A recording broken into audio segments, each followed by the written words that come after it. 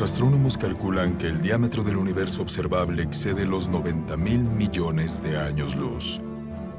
Eso son más de 500.000 trillones de kilómetros de un extremo del cosmos al otro.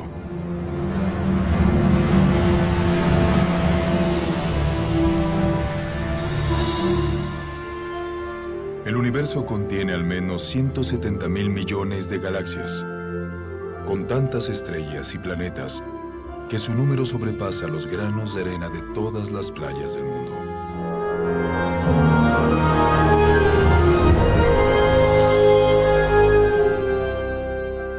Enclavada en este océano cósmico, una esfera de agua y roca es el hogar de más de 8 millones de especies de organismos vivos. Esta realidad ha inspirado un sinfín de especulaciones, incontables teorías y una pregunta realmente intrigante.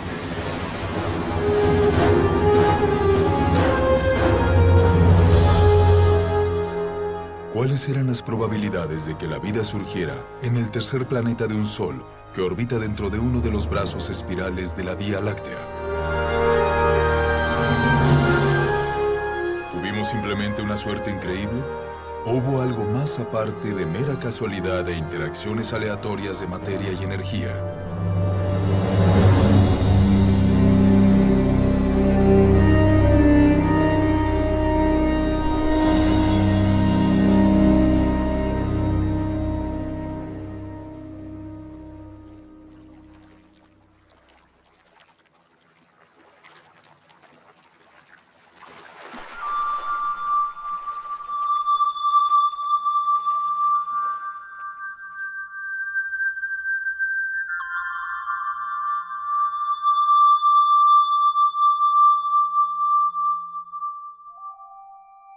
Como habitantes humanos de la Tierra, nos resulta fácil dar la vida por sentada. Es más, estamos mal acostumbrados a su abundancia.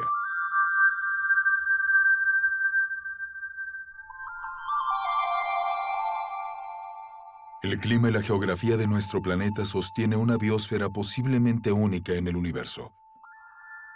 No hay apenas lugares que sean demasiado cálidos, demasiado fríos o demasiado aislados para que florezcan en ellos organismos vivos.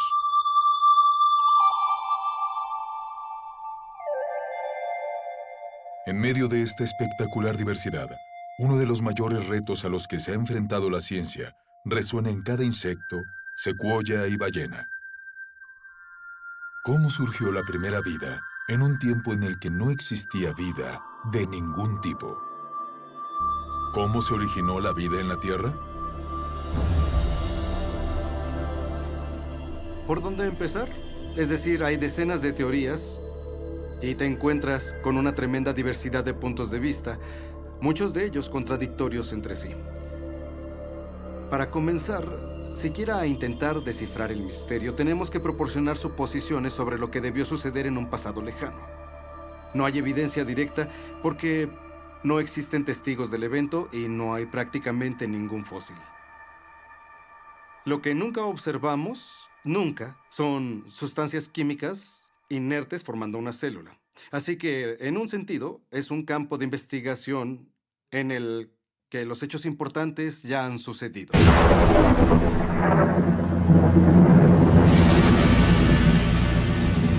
La historia primordial de la Tierra es, de hecho, una narración incompleta. Pero pese a la ausencia de evidencia física, la mayoría de los científicos cree que la vida comenzó cuando la energía provocó que la materia inerte de los océanos, la corteza y la atmósfera, crear los componentes básicos de la primera célula capaz de autorreplicarse. Cuando hablamos del origen de la vida, las reglas, y esto no procede de la ciencia en sí, sino de la filosofía subyacente, las reglas dictan que para resolver el problema se pueden usar materia, energía, leyes naturales, irregularidades naturales y procesos aleatorios. Pero eso es todo. Lo que no se permite usar, fundamentalmente, según las llamadas reglas de la ciencia, es la mente o la inteligencia. Si hubiera que asignar un nombre a esa postura, el más adecuado sería materialismo científico, una filosofía que dice que la única explicación aceptable tiene que traducirse en términos de materia y energía. Y si no puedes resolver el problema con esos recursos, no te está permitido cambiar las reglas. Así que, desde esa perspectiva, ¿cómo surgió la vida partiendo únicamente de materia y energía? Ahora, intenta resolver el problema. ¿Cómo construir una célula? Todas las formas de vida que han existido en la Tierra están formadas por células. Las pistas sobre su origen se esbozan a partir de una red de máquinas moleculares.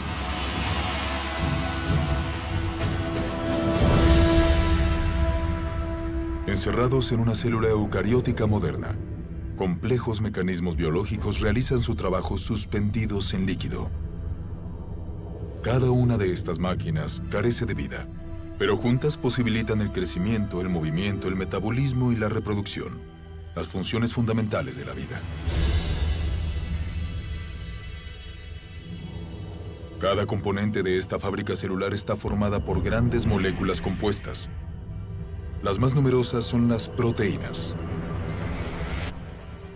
Funcionalmente diversas, las proteínas están diseñadas para desenrollar y copiar información genética de una cadena de ADN. Desencadenar reacciones químicas, acoplándose como un guante a los reactivos.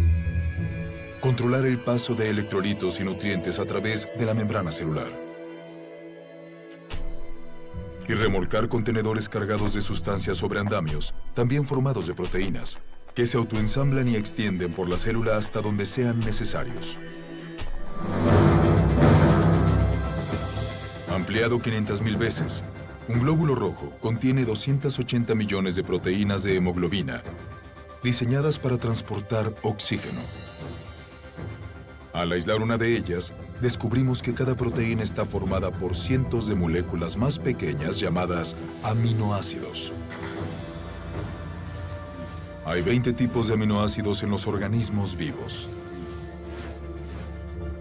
La estructura química característica de cada molécula permite la formación de más de 100.000 tipos distintos de proteínas. La construcción empieza cuando ciertos aminoácidos se organizan en una cadena. Un proceso a menudo comparado con ordenar letras de alfabeto para formar palabras y oraciones con sentido. Si los componentes básicos se encuentran en la secuencia correcta, la cadena se pliega, formando una proteína capaz de llevar a cabo su función dentro de la célula. Pero si los aminoácidos se colocan en un orden erróneo, la cadena no se pliega y, finalmente, se destruye. La célula viva más simple contiene al menos 300 tipos distintos de proteínas y la maquinaria biológica necesaria para crecer, reproducirse, transformar energía, almacenar y procesar información genética y proteger su contenido del mundo exterior. La primera célula viva requeriría componentes y funciones similares. Ahora, apliquemos estos conceptos básicos de química a una conocida teoría sobre el origen de la vida. Hace mucho tiempo que los científicos especulan acerca de océanos primordiales repletos de aminoácidos flotando y colisionando entre sí como autos de choque. Tal vez algunos de estos choques al azar produjeron una cadena lo suficientemente larga para plegarse y formar una proteína.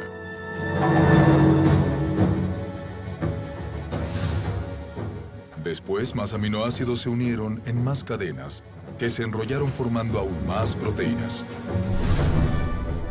A su vez, otras moléculas complejas, incluyendo ácidos nucleicos, lípidos y azúcares, también se autoorganizaron, dando lugar a componentes esenciales. Y entonces, sin previsión ni dirección, surgió en este caldo químico la combinación precisa de moléculas para formar una membrana que encerró a todas y cada una de las máquinas específicas de una célula capaz de reproducirse. Y ahí la tienen, vida a partir de materia inerte. Todo eso suena muy razonable. El problema es que, en la Tierra primitiva, la complejidad interna necesaria solo para sobrevivir sería abrumadora. Porque la vida, tal como la conocemos, Se caracteriza por una gran cantidad de máquinas moleculares. Y si eliminamos esa maquinaria esencial, la célula deja de existir, porque llega un punto en el que no puede simplificarse más y seguir existiendo. Simplificar más implica la muerte. Hay quien critica este argumento diciendo, no se puede tomar la biología celular moderna y proyectarla en el pasado, porque como quiera que fuera, la primera célula era mucho más simple que lo que vemos hoy. De acuerdo, puedo considerar esa premisa. Describe la primera célula. Membrana celular. Si vas a ser la primera célula viva, necesitas una barrera, una membrana que te proteja del entorno. Dicha membrana debe permitir el paso selectivo de nutrientes y materias primas específicas que usarás como combustible y energía. También necesitas almacenar enormes cantidades de información genética en cadenas espirales de ADN. Transcripción. Estas instrucciones detalladas para la vida se copian con una precisión extraordinaria. Ribosoma. Luego, en fábricas llamadas ribosomas, la información se convierte en cadenas de aminoácidos y proteínas. Reproducción celular. Finalmente, estarás perfectamente equipada para reproducirte, dando lugar a futuras generaciones de células. Estas funciones básicas las llevan a cabo todos los seres vivos.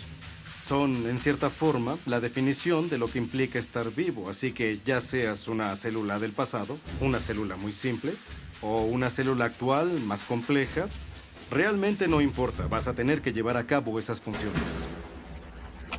La mayoría de los químicos creen, al igual que yo, que la vida surgió espontáneamente de mezclas de moléculas en la Tierra prebiótica. ¿Cómo? No tengo ni idea. George Whitesides, químico, Universidad de Harvard. Pese a los abrumadores obstáculos, la idea de que los elementos químicos básicos se organizaron por sí solos para formar una célula viva se lleva proponiendo desde hace al menos 150 años. En 1871, Charles Darwin escribió una carta en la que describía una pequeña charca tibia repleta de las sustancias apropiadas para generar vida.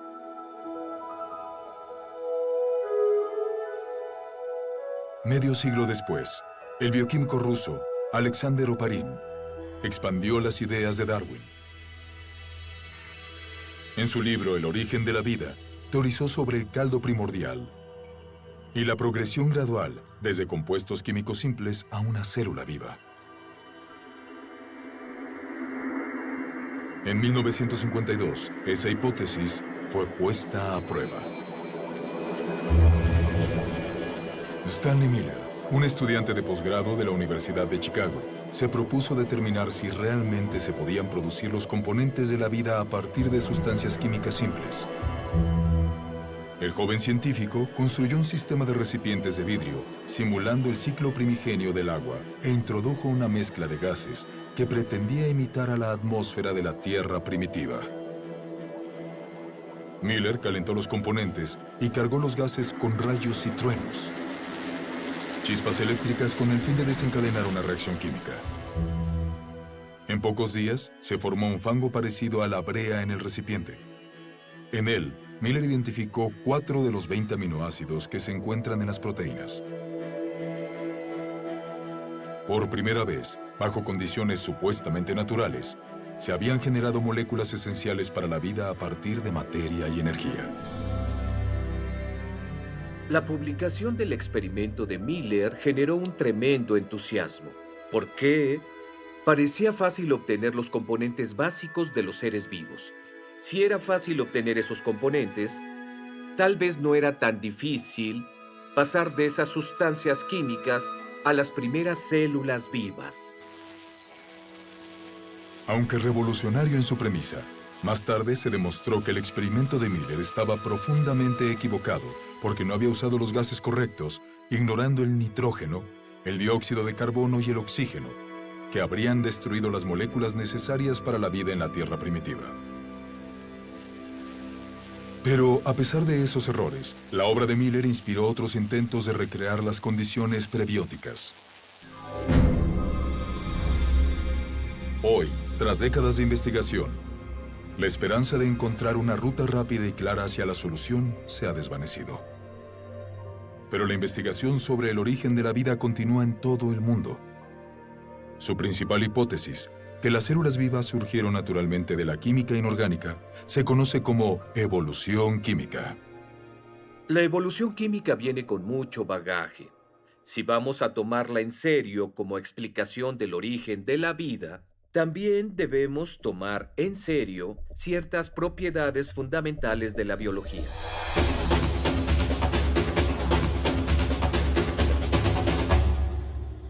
Las moléculas involucradas en la vida no tienen inteligencia, no tienen previsión, no tienen forma de saber qué necesitan hacer a continuación para ordenarse y poder convertirse en química orgánica. Si pusiera aminoácidos en un tubo de ensayo en mi laboratorio, aunque lo calentara y lo agitara muy bien, y siguiera haciendo eso durante 100 años, o 1000 años, o durante 10.000 años, o 1.000.000 de años, no pasaría nada. Aminoácidos, nucleótidos, lípidos, en sí mismos no representan vida. Son inertes, no se reproducen, no almacenan información y en cierto sentido son tontos. No se despertaron una mañana y dijeron, oigan, reunámonos todos y formemos una célula que se autorreplique. Eso no pasó. A la química en sí misma le es indiferente si algo está vivo o muerto.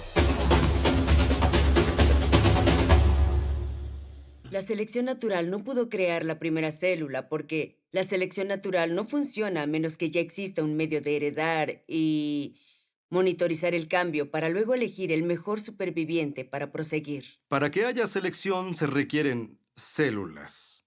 Así que si intentas explicar el origen de las células, no puedes usar la selección porque la selección requiere la existencia de aquello que intentas explicar. La selección natural tiene que trabajar a partir de una célula que tiene un sistema genético y es capaz de reproducirse. Sin eso, de antemano la selección natural es irrelevante. La autoorganización es la idea de que las sustancias químicas pueden de algún modo organizarse a sí mismas, lo que las convierte en objetos ricos en información con propósito. Las moléculas y los átomos pueden autoorganizarse en un sentido. La sal sería un ejemplo. En la sal hay iones de sodio y de cloro, y estos interactúan entre sí porque tienen cargas positivas y negativas. Así que esa afinidad natural conduce a la formación de cloruro de sodio, cloruro de sodio, cloruro de sodio, que entonces pueden empaquetarse de forma estereotípica para formar un cristal.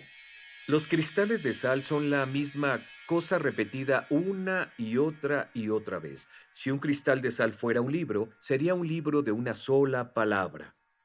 Ese tipo de geometrías repetitivas no contienen la clase adecuada de información, la que haría falta, digamos, para formar una proteína. La secuencia que vemos en una proteína es altamente irregular. No hay forma de predecir cuál será el siguiente aminoácido en la secuencia a partir de los anteriores. Así que la autoorganización que efectivamente observamos en el mundo natural es del tipo erróneo cuando se trata de construir las estructuras ricas en información de los seres vivos. Así que una vez que eliminamos la selección natural y la autoorganización, y uno se da cuenta de que las moléculas no tienen la capacidad de pensar ni de planificar, el azar asoma su feo rostro, y los científicos odian el azar como explicación del origen de la vida. ¿Azar? ¿Y por qué el azar es una opción tan poco satisfactoria? Tal vez porque muchos analistas han hecho cálculos y entienden lo descomunal que son las probabilidades en contra.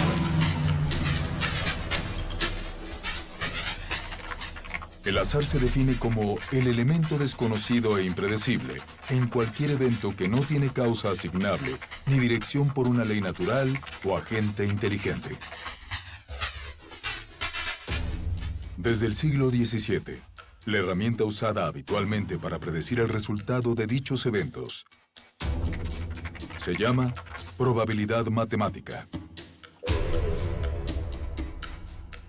A grandes rasgos, la teoría funciona así.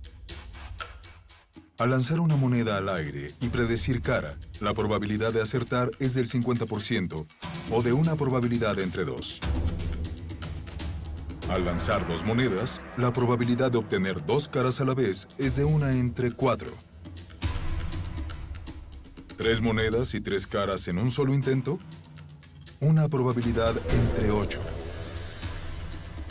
Cada vez que agregamos una moneda, la probabilidad de éxito, en este caso, todas caras en el mismo lanzamiento, se reduce exponencialmente en un múltiplo de 2.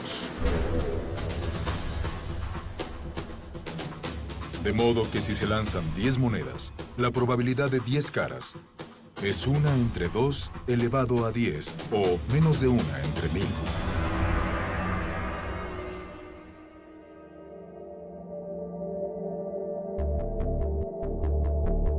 Cuando se aplica al origen de la vida y a la formación aleatoria de grandes biomoléculas, la teoría de la probabilidad clarifica las limitaciones del azar como agente creador en la Tierra primigenia.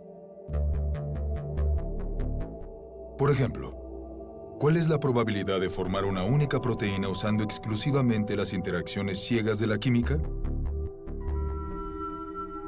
Nuestro objetivo es una molécula más pequeña que la media, formada por 150 aminoácidos, cada uno en su lugar preciso para garantizar el plegamiento de la cadena. Los investigadores han calculado que en la Tierra primigenia, la probabilidad de éxito era de 1 entre 10 elevado a 164.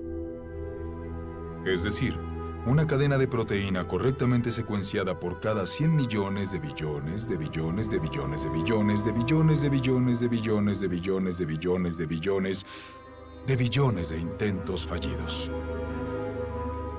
A pesar de estas minúsculas probabilidades, algunos teóricos argumentan que, con tiempo suficiente, todo es posible.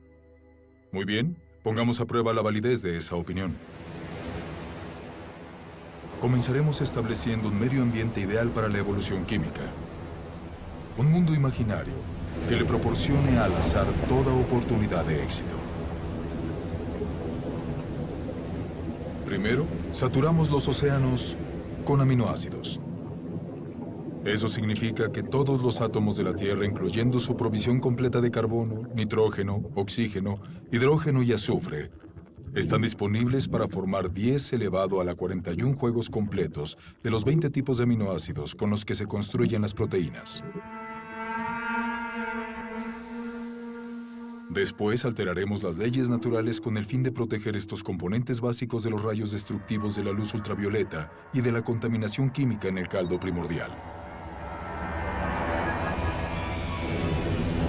Ahora dejemos actuar a la química y veamos qué pasa.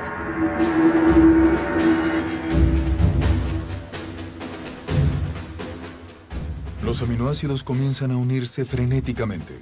En nuestro experimento, una cadena completa de 150 unidades se autoensamblan en apenas un segundo. Como los 20 tipos de aminoácidos están disponibles, en la mayoría de posiciones hay un 5% de probabilidad, o 1 entre 20, de que la molécula correcta se añada a la cadena. Si la secuencia es incorrecta, la cadena se destruye de inmediato y comienza un nuevo ensamblaje. En todo el planeta se llevarán a cabo 6 millones de billones de billones de billones de intentos de formar una cadena cada minuto.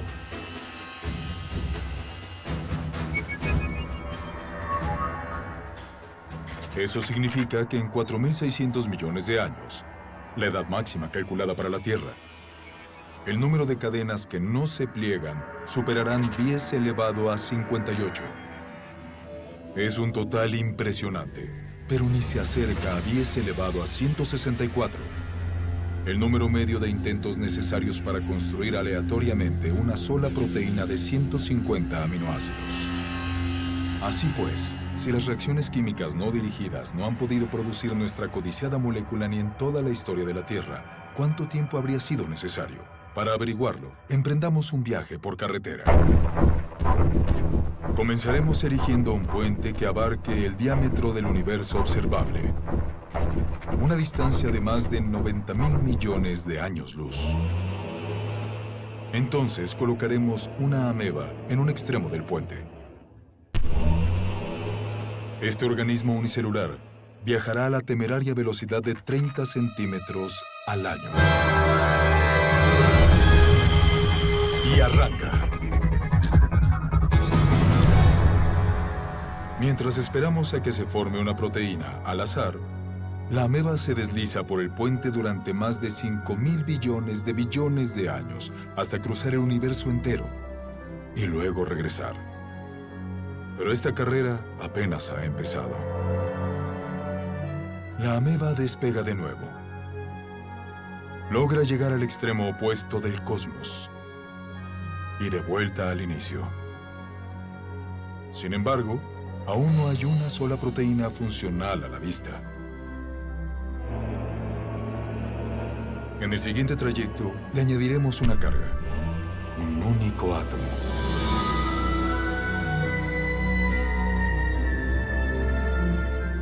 Tras recorrer lentamente más de 800.000 millones de billones de kilómetros, la ameba entrega su cargamento y regresa por más. ¿Llegará antes de que se forme nuestra afortunada proteína? Por supuesto. Es más, completará otros 10 viajes. Luego 20, 100, 1000. Y aún no habrá señales de una molécula útil. La ameba repite su trayecto de ida y vuelta hasta haber transportado todos los átomos de la Tierra. Después de todos los átomos del Sistema Solar. Más tarde, cada planeta y estrella de la Vía Láctea, átomo a átomo. De hecho, mientras esperamos que se forme una sola proteína, la ameba dispone de tanto tiempo que, moviéndose a solo 30 centímetros al año y llevando un solo átomo en cada viaje, transportará el universo completo más de 56 millones de veces. Ese es el tiempo que tardaría el azar en construir una proteína funcional. Supongamos que, contra toda probabilidad, la evolución química produjo nuestra primera proteína funcional. ¿Tendríamos vida? No. ¿Tendríamos una proteína? Tan solo una inerte alineación de aminoácidos. La célula viva más simple que conocemos contiene más de 300 proteínas diferentes. Pero las proteínas son solo una parte de la historia cuando consideramos cualquier célula real. Recordemos que tendrá carbohidratos, azúcares complejos, ácidos nucleicos, ADN y ARN, lípidos, toda una variedad de sustancias químicas que en conjunto constituyen el estado vital. Esos diferentes elementos, todos deben encontrarse en el interior del mismo microambiente al mismo tiempo. Cada uno de los componentes básicos debe entonces ensamblarse e integrarse en la red de máquinas moleculares que controlan todas las facetas de la vida. Si logramos entender exactamente lo difícil que es producir una máquina molecular usando únicamente átomos y energía, nos damos cuenta de que hay un grave problema, porque cuando tienes una máquina molecular, no tienes un ser vivo. Esta máquina molecular necesita otras máquinas moleculares.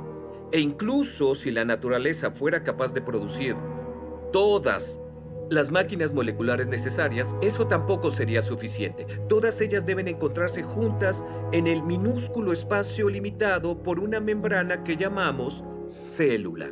Por lo que yo sé de lo que se requiere para formar una célula, tiene que pasar todo a la vez. Es algo que no puede hacerse poco a poco, porque las partes trabajan juntas en un ciclo causal. El nivel más alto de organización trasciende a las partes. La organización espacial de la célula requiere que las moléculas terminen en el lugar correcto en el momento justo. El ADN se copia a ARN. La polimerasa que realiza la copia tiene que localizar el punto adecuado del ADN para empezar a copiar. El ARN debe de algún modo acoplarse a los ribosomas que deben estar en un lugar preciso. Y las proteínas recién creadas deben dirigirse hacia un sitio en particular. Demasiado sin duda para atribuírselo al simple azar. La probabilidad de que todo eso se encuentre en el mismo lugar al mismo tiempo rebasa todo lo que puedas imaginar. Y la probabilidad de reunirlo todo en el interior de una vesícula membranosa como una célula es lo más parecido a imposible. Habiendo agotado la suerte del azar, la búsqueda de una explicación materialista viable se ha ramificado en varias direcciones. Las teorías incluyen superficies agrietadas de arcilla que atraerían y alinearían moléculas orgánicas, formando cadenas de ácidos nucleicos y aminoácidos. Fuentes hidrotermales del fondo oceánico que arrojaron componentes químicos básicos procedentes de calderas submarinas a cientos de grados de temperatura. Y océanos primordiales repletos de ARN, una molécula versátil capaz de almacenar y replicar información genética, teóricamente sin necesidad de ADN o proteínas. Este tipo de propuestas ha desatado un interés considerable, pero todas se enfrentan al mismo obstáculo que mina su credibilidad: la transformación de componentes inertes en las biomoléculas complejas de la vida. Este problema se hace evidente en la hipótesis del mundo del ARN. El mundo del ARN es esa idea de que puedes unir suficientes nucleótidos en una cadena lo bastante larga como para copiarse a sí misma y, una vez copiada, hacer lo mismo una y otra vez. Los investigadores del origen de la vida imaginan una vida primigenia formada únicamente por el ARN que de algún modo logró abrirse paso hacia un mundo mayor donde hay proteínas y ADN. Nadie tiene ni idea de cómo ocurrió. Desde que se introdujo el mundo del ARN, la aceptación de la teoría ha aumentado a pesar de sus muchas limitaciones, incluyendo la durabilidad de la molécula. Solo con mirar una molécula de ARN, Esta parece desmoronarse. trabajar con ARN Es extraordinariamente difícil porque es muy delicado. Su propósito es ser un almacén temporal de información. Y a consecuencia de su fragilidad, es extremadamente improbable que pudiera servir de algún tipo de punto de partida para la vida. Así, el ARN no pudo preceder a la primera célula porque necesitaba estar protegido en un ambiente celular para ser estable, para ser copiado, para ser útil. Hoy en día las moléculas de ARN se fabrican en condiciones de laboratorio. Para muchos bioquímicos, estas cadenas sintéticas de ácidos nucleicos suponen al menos una confirmación parcial de que la evolución química pudo prender la llama de la vida en la Tierra primitiva. Si quieres fabricar ARN en el laboratorio, tienes que desinfectar las superficies, limpiar las pipetas, usar guantes especiales y mantener todo cubierto y luego esperar que no se produzca contaminación, porque en ese caso, adiós ARN. Y entonces, tienes que resolver el problema de la secuenciación. Necesitas científicos que trabajen duro secuenciando el ARN y probando diferentes combinaciones, hasta encontrar una que quizá pueda copiarse a sí misma.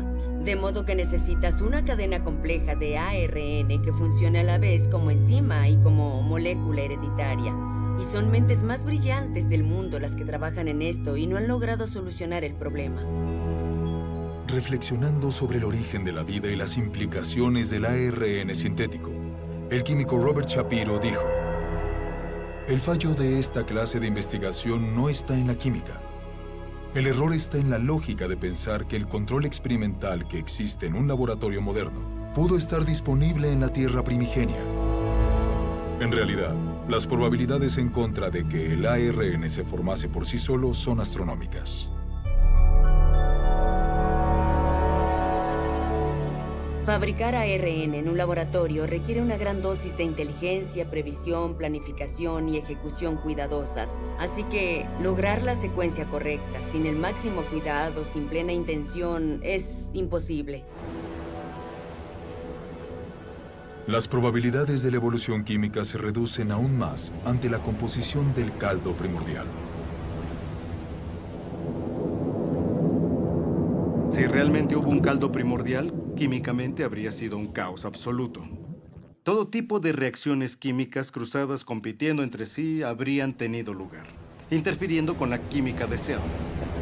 Esto supone moléculas que los seres vivos no utilizan y que son de hecho nocivas para los seres vivos. Las condiciones de la Tierra primitiva eran hostiles para la vida, hostiles para la formación del tipo de enlaces que se necesitan para fabricar moléculas biológicas, y ahí es donde surge un problema enorme, porque el agua rompe los enlaces que mantienen unidas las proteínas. El agua rompe los enlaces que mantienen unidos los ácidos nucleicos, como el ADN. El agua rompe los enlaces que unen los polisacáridos, como el almidón y la celulosa. Así que el origen de la vida no pudo haber ocurrido en el agua.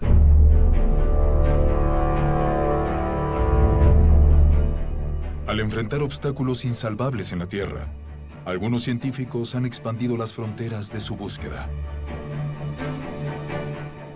En 1976, el biólogo ganador del Premio Nobel, Francis Crick, planteó una alternativa radical para el origen de la vida. Crick sugirió que nuestro planeta fue sembrado con organismos microscópicos transportados desde otra parte del universo por una civilización extraterrestre. Esta teoría se conoce como panspermia. 5 años después, el físico Frederick Hoyle propuso una versión modificada de la panspermia, cuando teorizó sobre cadenas de ADN fabricadas por una inteligencia en una galaxia lejana y liberadas a la deriva, cual semillas de diente de león en un día de viento.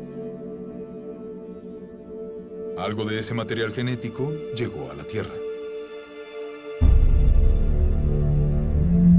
Otra versión de la teoría popularizada por La Roca de Marte, un meteorito descubierto en la Antártida, sostiene que los microbios evolucionaron en otras partes de la galaxia y viajaron a la Tierra a bordo de cometas y asteroides. En cierto sentido, se podría afirmar que la panspermia supone un abandono de la ciencia, porque ubica el problema más allá de toda posibilidad de investigación. Si la ciencia nos dice que la vida probablemente no llegó a la existencia por sí misma aquí en la Tierra, entonces debió venir de otra parte. Aunque suene como una mala película de terror de los años 50. Llegó del espacio exterior. Si existen dificultades para crear la vida en el planeta Tierra, porque, digamos, la atmósfera necesaria es geológicamente improbable o no se pueden conseguir cantidades suficientes de moléculas biológicamente relevantes, esos problemas van a existir en cualquier otro planeta donde postulemos que surgió la vida. No podemos hacerlos desaparecer cambiando la ubicación, qué sé yo, al otro lado de la galaxia. En resumen, la panspermia no resuelve el problema del origen de la vida, solo lo traslada a otra localidad. Las deficiencias de la panspermia han llevado a algunos investigadores hacia una teoría que excede con creces el ámbito de la astronomía convencional, el multiverso. Según esta hipótesis, el nuestro no es el único universo. En lugar de ello, millones o billones de universos se generaron en el pasado por algún proceso natural desconocido. Y al aumentar exponencialmente las oportunidades, las probabilidades imposibles se volvieron probables. Hasta que, inevitablemente, con el paso del tiempo, la combinación precisa de materias primas, entorno, leyes naturales y una gran dosis de suerte produjeron las moléculas y la maquinaria biológica requeridas para la primera célula viva. En otras palabras, en un vasto océano teórico de universos, alguien tenía que ganar la lotería cósmica y fuimos nosotros. A menudo, cuando leo sobre el origen de la vida, considerando alguna propuesta acerca de la formación, digamos, del ARN o las proteínas, e incluso el mismo autor admite que es químicamente improbable, me pregunto cómo se metió en semejante embrollo, invocando una ruta bioquímica inverosímil para algo que para todo el mundo parece diseñado. Pues se metió en semejante embrollo porque su filosofía le dijo que esa es la única respuesta aceptable. Y en ese atolladero yo quisiera decirle al autor, mira, Tú sabes que es inverosímil, yo sé que es inverosímil. La razón por la que terminaste aquí, al borde del abismo, contemplando la improbabilidad, es que desde hace mucho tiempo decidiste que solo una explicación materialista funcionaría. ¿Cuántas explicaciones fracasadas dentro del marco de referencia materialista es necesario considerar antes de concluir que tal vez debamos movernos y salir de ese marco? Tal vez necesitamos otro tipo de explicación. Cuando uno analiza las diversas teorías de la ciencia, teorías físicas, teorías químicas, teorías sobre la formación de las estrellas, se trata de teorías acerca del mundo exterior. Pero en el caso del origen de la vida, hablamos de una teoría que nos involucra a nosotros. Básicamente de dónde venimos, nuestros orígenes, nuestra cosmovisión, nuestra filosofía, nuestra ciencia, todo está interconectado. Y eso distingue la pregunta del origen de la vida de cualquier otra pregunta de la ciencia. Las ciencias naturales no se pueden disociar de todo lo que conocemos o creemos sobre el mundo. Así que una pregunta muy concreta y aparentemente técnica del tipo ¿cómo se originó el ARN? Puede terminar conectando en el tejido de la realidad con una pregunta muy distinta como ¿podría haber un Dios? ¿Es Dios posible? ¿Podría Dios ser real? Si la vida, con toda su exuberancia, no surgió mediante procesos estrictamente físicos o naturales, deberíamos encontrar indicadores de ello. Yo creo que el origen de la vida es el gran eje central en torno a lo que giran muchas cosas. Así que acudo a la naturaleza como un ser humano curioso y digo, ¿qué es lo que yo considero indicadores normales de inteligencia en la vida cotidiana? ¿Los veo en la naturaleza? Y la respuesta es sí, en abundancia. Lo que vemos en los sistemas biológicos es una maravilla, es bello, es elegante. Y cuanta más biología aprendemos, más evidente resulta el diseño. Cuando empecé a dedicarme al diseño inteligente, la gente publicaba cosas en internet que decían: me gradué en el MIT, fui a la Universidad de Washington e hice un postdoctorado en Harvard. Así que publicaban cosas como: era una mujer inteligente, ¿qué le ha pasado? Lo que ocurre es que el materialismo venda los ojos a la ciencia y nos perdemos de lo que es más significativo acerca del mundo. Creo que es un momento muy emocionante para ser científico porque tenemos la oportunidad de ver las cosas con otros ojos, con una visión fresca. La inteligencia es extraordinariamente útil cuando buscamos un marco explicativo para el origen de la vida que realmente encaja con lo que observamos en la naturaleza. La naturaleza parece diseñada. La vida parece diseñada. El diseño, la inteligencia, explica cosas como toda la información que encontramos dentro de una célula. No hay nada mágico en los seres vivos. Yo soy científico y no creo en la magia. Creo en mecanismos y causas que sean suficientes para dar lugar a los fenómenos que observo. La inteligencia es suficiente. La inteligencia es necesaria. Por lo tanto, la inteligencia es la conclusión a la que llego.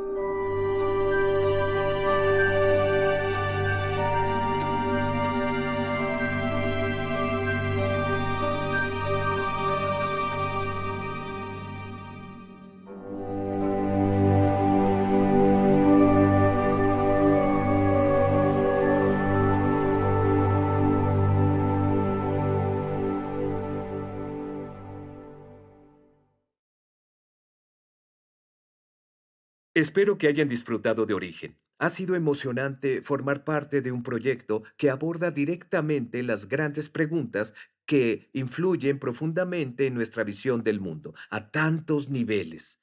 ¿Cómo comenzó la vida? ¿Las interacciones aleatorias de materia y energía produjeron las primeras células? ¿O la vida solo puede explicarse como la creación especial de Dios?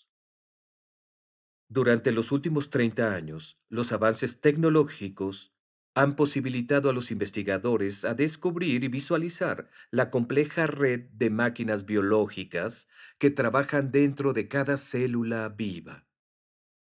Este conocimiento ha inspirado el desarrollo de una argumentación científica convincente a favor del diseño inteligente y el origen de la vida. Se trata de argumentos basados en la evidencia, la lógica y la razón. A continuación les mostraremos un cortometraje que explica los principios básicos de esta teoría, que algún día podría revolucionar cómo se entiende, se practica y se enseña la ciencia en todo el mundo.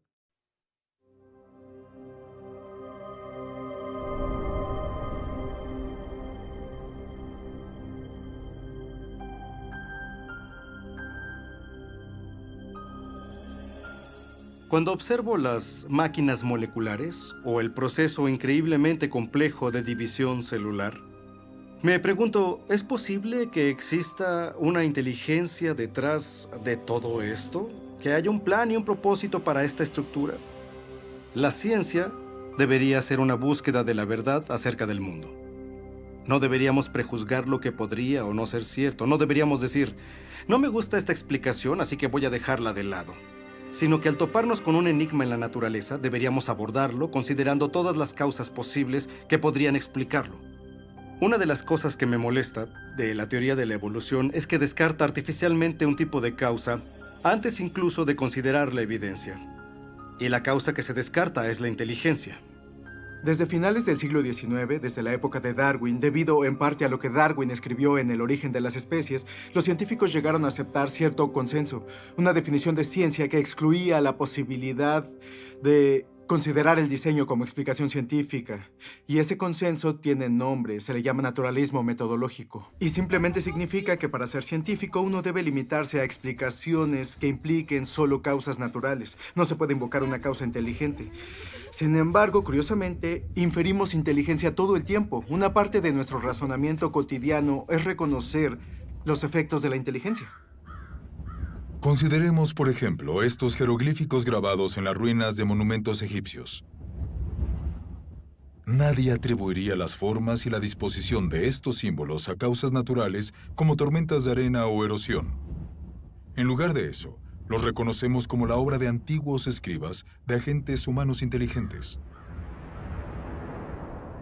Un razonamiento similar nos hace concluir que las misteriosas figuras de piedra de las costas de la isla de Pascua no se formaron por obra del viento y el agua durante largos periodos de tiempo.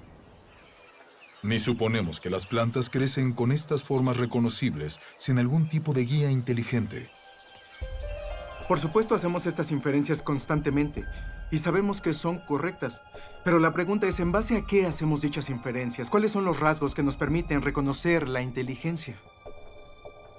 Recientemente, en un libro titulado La inferencia del diseño, el matemático William Dembski ha hecho un avance importante para la comprensión del argumento del diseño. Dembski ha identificado las características específicas de los artefactos que nos hacen reconocer una actividad inteligente.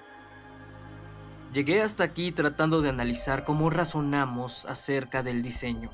¿Cuáles son los pasos lógicos por los que tenemos que pasar para concluir que existe diseño? Así que lo que intento hacer es establecer un criterio fiable, empírico, científicamente riguroso para decidir si algo ha sido de hecho diseñado. Estaba analizando la lógica de esto y descubrí que se necesita en probabilidad y especificación el patrón correcto. Hacen falta patrones objetivos.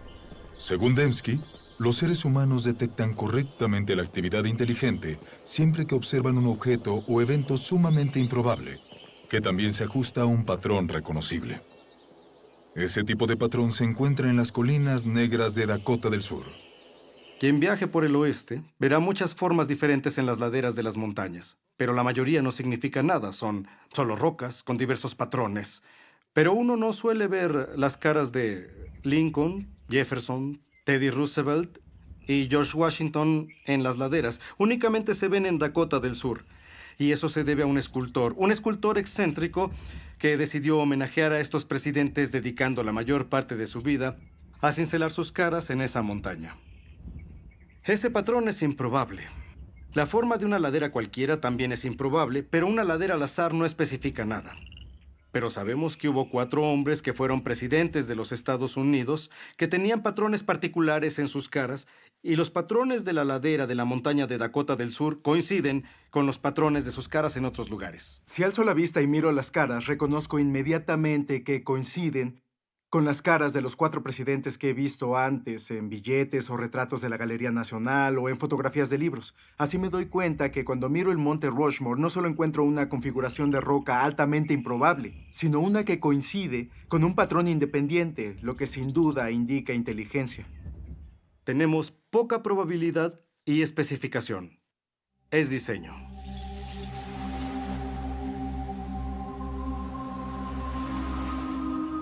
En una playa, otro patrón improbable grabado en la arena ilustra cómo detectamos el diseño. Nadie inferiría que este mensaje fue escrito por el movimiento de las mareas, sino que, debido a las características de este patrón, identificamos las palabras como producto de una inteligencia.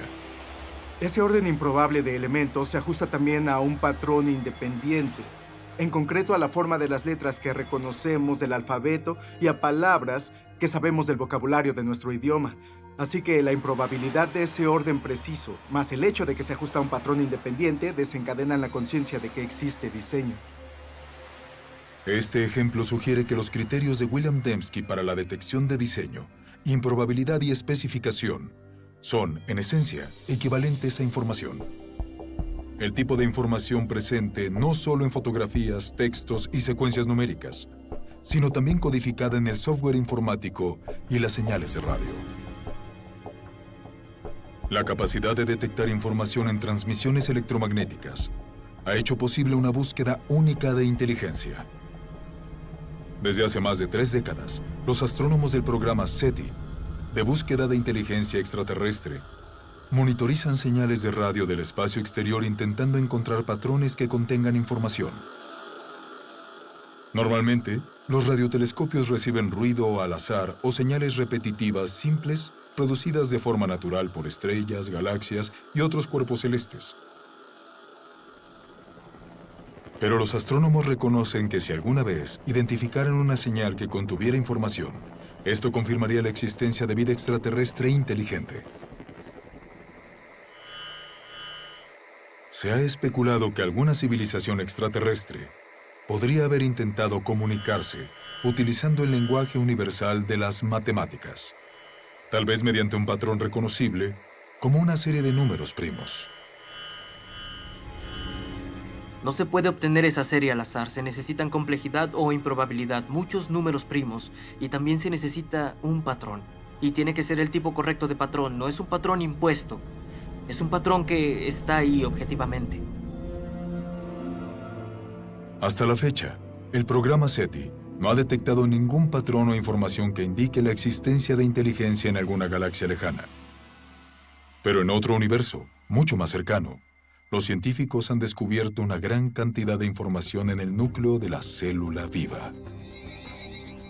El ADN tiene una estructura ideal para transportar información. En las A's, C's, T's y G's, las bases de la doble hélice del ADN, está el potencial para almacenar una cantidad tremenda de información. De hecho, no existe una entidad en el universo conocido que almacene y procese información más eficientemente que la molécula de ADN. Una secuencia completa de ADN humano tiene 3.000 millones de caracteres individuales. El análisis de las regiones codificadas de la molécula de ADN muestra que sus caracteres químicos se encuentran en un orden específico que permite transmitir instrucciones o información detallada, como las letras en una oración con sentido o los dígitos binarios del código informático. Bill Gates ha dicho que el ADN es como un programa informático, solo que mucho más complejo que cualquiera que hayamos podido inventar. Y si lo reflexionan, aunque sea un minuto, es una observación altamente sugerente, porque sabemos que Bill Gates no emplea el viento y la erosión o generadores numéricos aleatorios para crear programas, sino ingenieros inteligentes, ingenieros informáticos. Así que todo lo que sabemos por experiencia sugiere que los sistemas ricos en información surgen del diseño inteligente. Pero ¿qué concluimos del hecho de que haya información en la vida, en cada célula de cada organismo? Ese es el misterio fundamental. ¿De dónde proviene esa información? Durante los últimos 15 años, el filósofo y científico Stephen Meyer ha trabajado en la respuesta a esta pregunta. Meyer ha desarrollado un argumento para demostrar que el diseño inteligente proporciona la mejor explicación del origen de la información necesaria para formar la primera célula viva. Forma parte de nuestro conocimiento básico el hecho de que los agentes inteligentes pueden producir sistemas ricos en información. Así que el argumento no se basa en lo que no sabemos, sino en lo que sí sabemos acerca de la estructura de causa y efecto del mundo. Sabemos actualmente que no hay ninguna explicación naturalista o causa natural que produzca información. Ni la selección natural, ni los procesos de autoorganización, ni el mero azar. Pero sí sabemos de una causa capaz de producir información, y es la inteligencia. Así que cuando la gente infiere diseño a partir de la presencia de información en el ADN, está haciendo lo que se llama en las ciencias históricas inferencia a la mejor explicación. De modo que al encontrar un sistema rico en información, en la célula, en la molécula de ADN específicamente, podemos inferir que la inteligencia desempeñó un papel en el origen de ese sistema, aunque no estuviéramos ahí para observar cómo el sistema empezó su existencia. Hace 150 años, Charles Darwin revolucionó la ciencia con su teoría de la selección natural. Hoy esa teoría enfrenta un reto descomunal. El diseño inteligente ha desencadenado descubrimientos y un intenso debate acerca del origen de la vida en la Tierra. Y para cada vez más científicos, representa un paradigma. Una idea con el poder para, una vez más, redefinir los fundamentos del pensamiento científico. En el siglo XIX, los científicos creían que había dos entidades fundamentales, materia y energía. Pero al empezar el siglo XXI, surge una tercera entidad fundamental que la ciencia ha tenido que reconocer, que es la información. Y al encontrarnos con la biología de la era de la información, crece la sospecha de que lo que vemos en la molécula de ADN es en realidad fruto de una mente, fruto de una inteligencia, algo que solo puede explicarse con el diseño inteligente.